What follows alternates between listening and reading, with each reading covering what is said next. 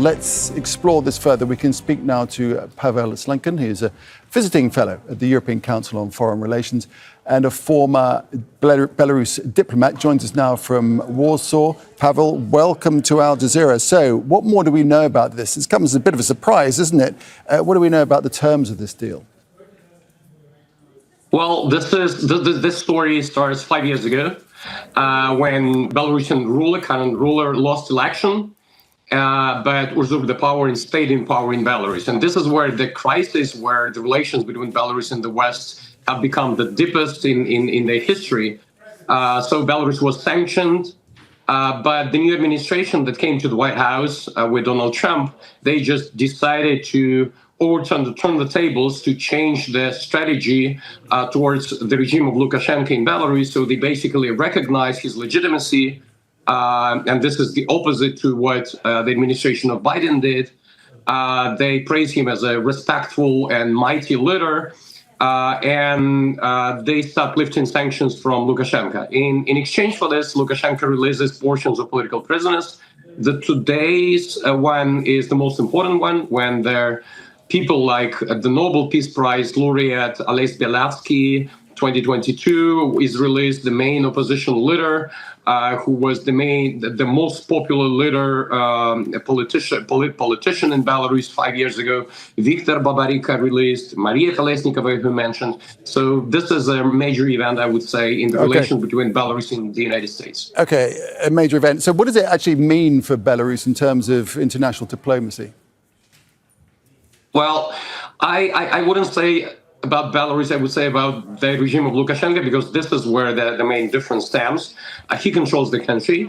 So for him, it means that he starts to renew his legitimacy, international legitimacy. He's breaking his isolation where he has spent the last 5 years. So his relations with the West, in a broader sense, are going to improve.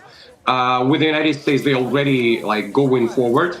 I think that we can expect the more sanctions that are lifted. Today, the United States announced that they will lift the main sanctions that are imposed on Belarus, that are potash fertilizers, potash sanctions on Belarus. And I think there will come more pressure from Washington to the European Union countries to do the same. So we will see how this regime will use this isn't a sanctional regime, because they don't have a good way of exporting this potash yet. The ports, the seaports in Lithuania are still blocked. The seaports in Ukraine were blocked after the full-scale invasion. But we will see if the United States will help Lukashenko to establish a better routes to export this the potash fertilizers of Belarus, which brings billions of dollars to Belarusian economy. Okay, so in effect, it means that Lukashenko has been brought in from the cold by the United States. But you mentioned the EU, the European Union. Relations with Lukashenko are not good as far as they're concerned. Do you think they will now change tack? I don't think, though, that it will happen very fast. We see that Lukashenko is trying to approach different European states differently. Like the Hungary and Slovakia, who are very pro-Russian governments, they have friendly relations with Lukashenko. With Poland, they have tried to improve the relations further. So Poland agreed to open up the checkpoints at the border that were closed for years. With Lithuania, they're in deep crisis.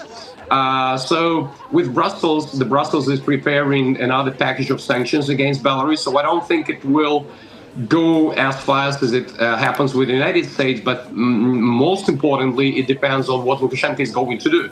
Because the sanctions were imposed not just for political prisoners. They were imposed for falsifying elections. They were imposed for hijacking their international flights. They were imposed for participation in the war against Ukraine, and so on and so on. The repression is still happening. The more political prisoners are being jailed and they are released. And these are all that is in the agenda between EU and Belarus. The new administration in the White House, they ignore most of the human rights issues, so they can step further in this realpolitik style deals. But with the EU, I wouldn't say that we are there yet. All right, Pavel, appreciate that. Thanks very much for joining us here in Al Jazeera. Pavel Slunkin speaking to us there. All right, let's get an idea of the scene in front of the US Embassy in Vilnius in Lithuania. We can join Anais Marin, who's a former UN Special Rapporteur on human rights in Belarus. So Anais, just describe what's happening there at this moment.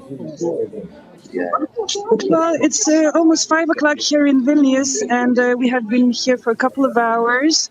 As soon as the rumor became confirmed that dozens, if not hundreds, of political prisoners have been set free from Belarus and are on their way to Vilnius here. Several have been liberated and taken to Ukraine. We've got confirmation that Maria Kolesnikova was set free, and Viktor Babariko, former presidential candidate. He's in Ukraine now, safe and sound.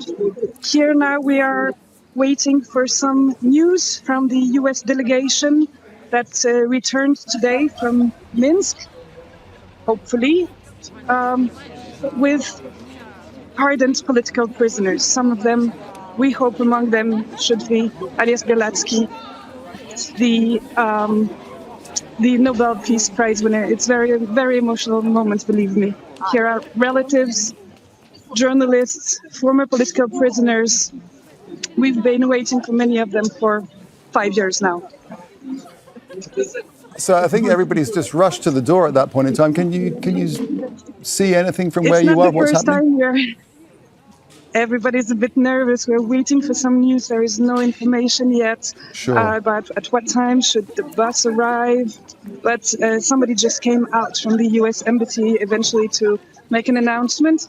I'm not a journalist, so I will not try and compete with all the professional journalists who are here, and you will hear shortly from them, from your competitors, what was the announcement about. All right, Anais, can you just tell us what you know of the negotiations and what the implications of these developments are? I know no more than what is over the news, meaning that for the past year, the Trump administration has been renewing contact with the Belarusian government and appointed a special envoy, Mr. Coale, who is in charge of re-establishing bilateral relations, signing deals, and they talked about a grand bargain, and among the negotiated issues is in exchange for the lifting of sanctions, and sanctions have been indeed lifted against Belavia, the Belarusian airline, and today against Belarus Coale, the potash fertilizers major exporter from Belarus, and the US just lifted sanctions against that company, apparently in exchange for the liberation of political prisoners. Let me remind you that there are 1,300 political prisoners at minimum in Belarus as we speak, minus those who are being released today. We can't say the figures for sure, but the number of 150, eventually 200, has been circulating. You spoke of the emotional moment that this is. Tell us more about that and what it means to you. Well, you have to understand that most of the political prisoners are considered as hostage in Belarus because the more politicized they were, the more critical of the regime they have been. The biggest blackout was on their fate.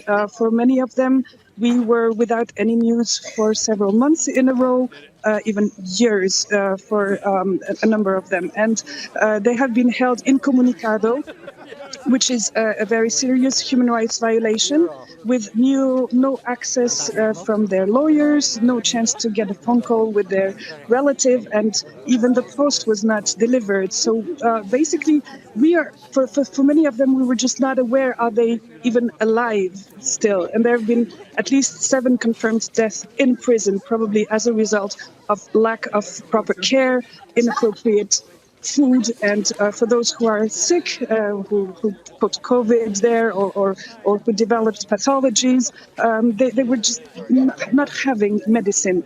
And because of this lack of appropriate medical treatment, we can only guess the state many of them are in.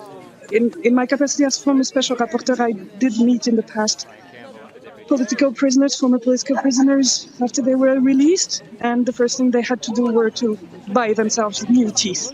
Okay. Because the food was inappropriate and their teeth had all fallen. And as we appreciate you joining us. That will be on the face would be great.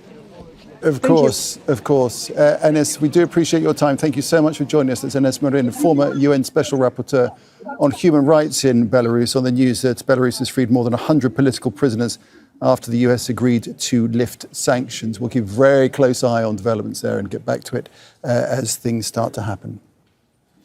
Don't miss out. Get the full picture. Subscribe to Al Jazeera for reliable news, expert insight. Like, share, stay ahead.